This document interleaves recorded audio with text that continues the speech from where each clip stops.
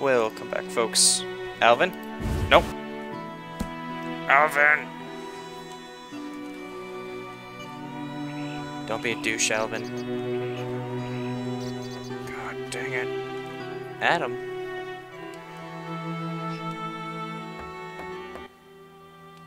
Greetings. I'm Adam. Geralt, I strive to compose a love poem for my beloved Alina. ask Dandelion the poet. Supposedly he's pretty good. He said love would inspire me. He busies himself performing a diversionary maneuver. A maneuver? He's courting the miller's daughter to make Miss Arlene jealous. Clever, that one. Like a fox. Can I ask you something? Yes? Any elves around? They camp nearby, but look like nothing from epic poetry. Are they peaceful? Entirely. Mr. Tobias sought to help us. Typical elves.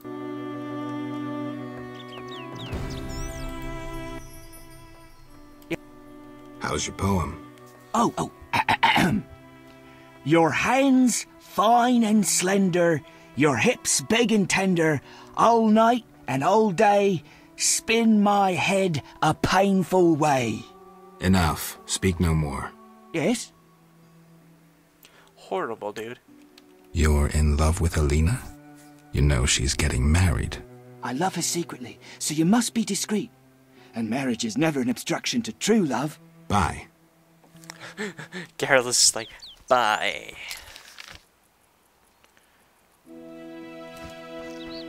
That's funny, Geralt. Geralt the Jokester.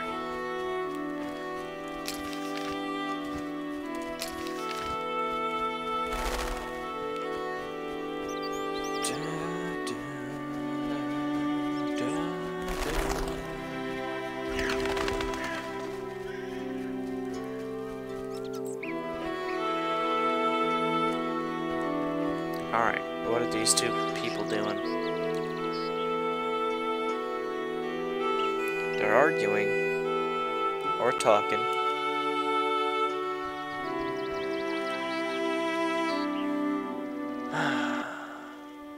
Good morning, Witcher.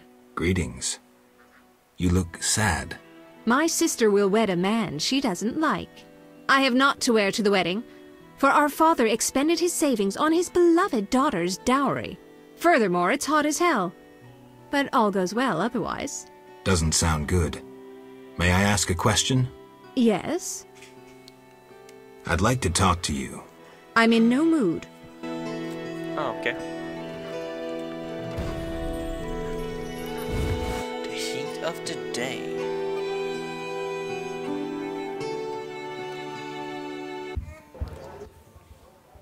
Geralt, is that you? How are things? I found Alvin. Alvin? Wait a minute. Triss wanted me to do something, hammered it into my head for an hour.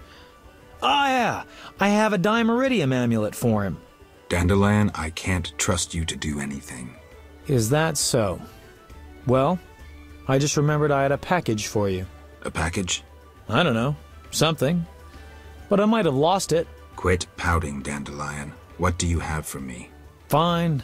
I have a letter to you from your lover. Triss? Hand it over. Hand it over, man. Alright, let's read this.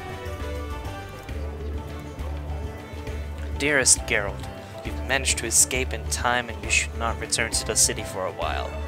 Yet I hope we will not remain apart for long. Our problems, however, do not end there. Alvin used magic to disappear, but I was able to locate him and send you there. Take care of him, please. I know you don't need convincing. You've come to like him as much as I have. The boy's been through a lot in his wild magical talent, and his wild magical talent have awakened. When he was with me, he did not have patience enough to undergo basic magic training, claiming that he'd rather be an explorer of lost ruins, a discoverer of magical artifacts. I have enclosed the Dimeridium amulet that blocks magic. I hope Dandelion hasn't lost it. Please convince Alvin to wear the pendant at all times. Take care of him and think of me sometimes. I deeply hope all will be well with us. Our little affair can't possibly be more difficult than your mission, can it? Can it? I don't know. Be careful and know that I await your return. Your Triss. Triss Merigold. Dandelion delivered a letter from Triss. The sorceress has asked me to take good care of Alvin. She's also worried about me. She hopes we can have a steady relationship and raise Alvin together when I complete my mission. Adam is one of Murky Water's more interesting residents. He is desperately and hopelessly in love with Elena. God dang. But that hasn't helped his poetry a bit. A young girl from Murky Waters, soon she will marry Julian against the will of her jealous sister, Selena, and the poet Adam, who loves her.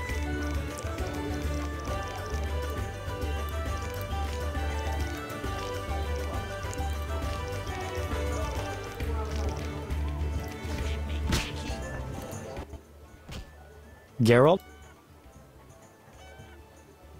So, what will the new ballad be about? It'll be a masterpiece, in verse. Interesting, horrifying, romantic. And the story? Engaging and straight from life. I changed my mind, see? Poets don't need to embellish. Life is colorful enough. Aim to write about peasants working the fields? Dandelion, I know you better than that. Not as well as you think. You'll see. I wanted to answer that letter. Good idea. I have pen and parchment. Think of a beginning. Dearest Triss. All right. Dearest Triss. Your romance is blooming. I'm happy for you, Geralt. I don't want to talk about it. Now what? Something about Alvin? I'm sure she's worried about him.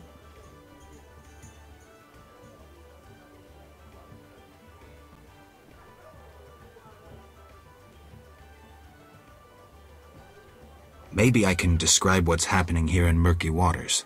She could find that interesting. Sit down and write it. The fisherman could take it to Vizima.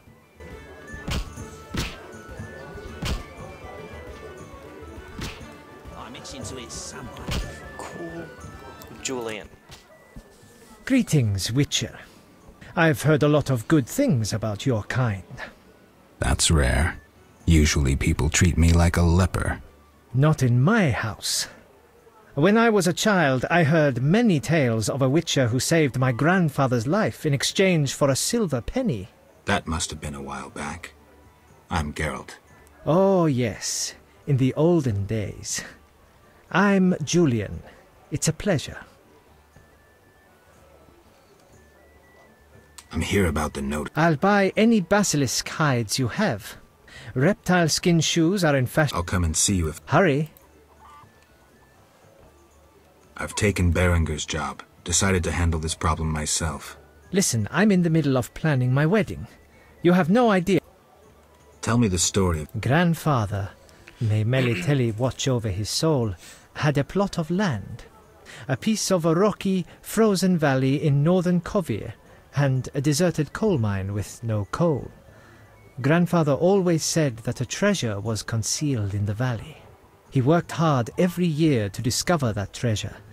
Initially, many gladly took the jobs he offered and helped.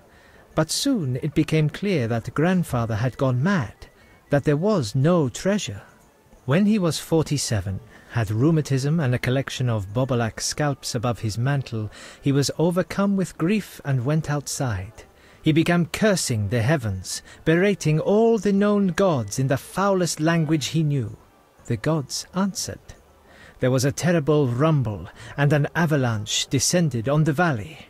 Grandfather regained consciousness, burrowed out of the snow, and looked around to see something that would change his life.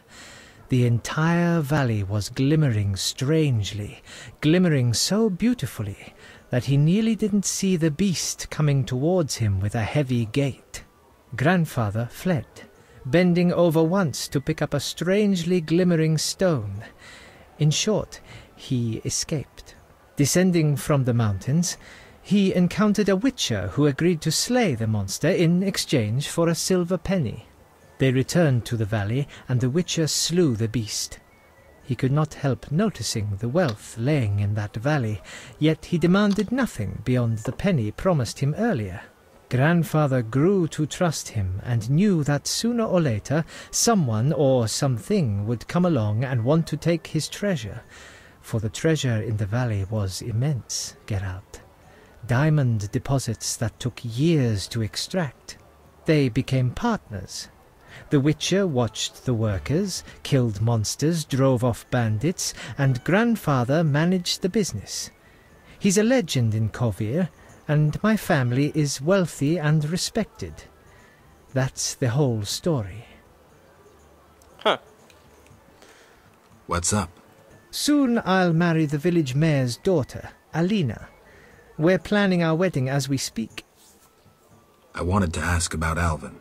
He needs a caretaker who is knowledgeable about magic. Neither I nor my future spouse are suited to be his guardian. I see. You should train him to be a witcher. You know not what you ask. For the time being, I'll keep an eye on him. Geralt? Farewell. Alright, do I have a letter?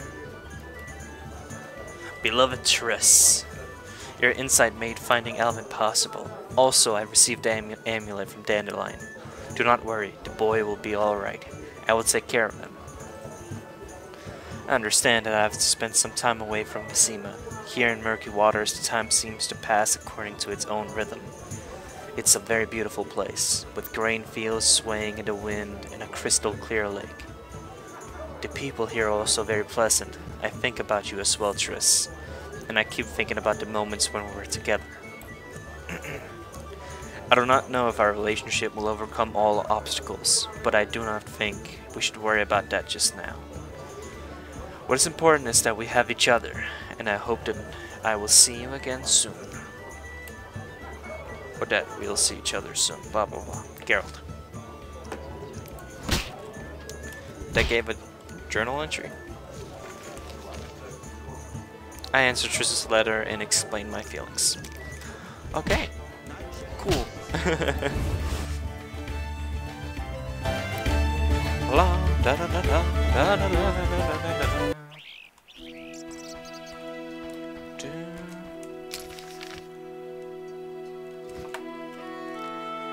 Not that way. Alvin and the Chipmunks is a really bad show. Was a really bad movie. No lie. And then they came out with a second one, and I cried. No lie.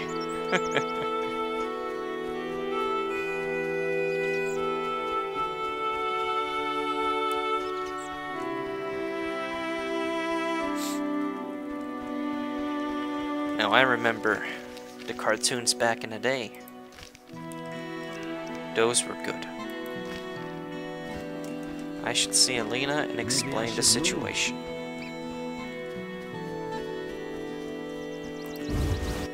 That's fine.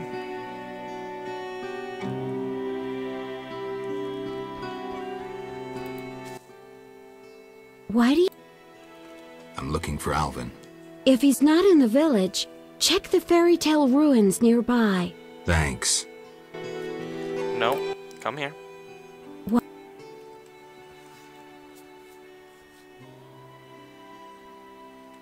Has Alvin been behaving strangely? He told some terrible stories. I thought him delirious. What did he say? Something about ghosts condemned to suffer eternally by unrequited love. It was so... Romantic, I know. I'll find him. Why do you seek me? Alright folks, thanks for watching. Leave a comment and tune in to the next one.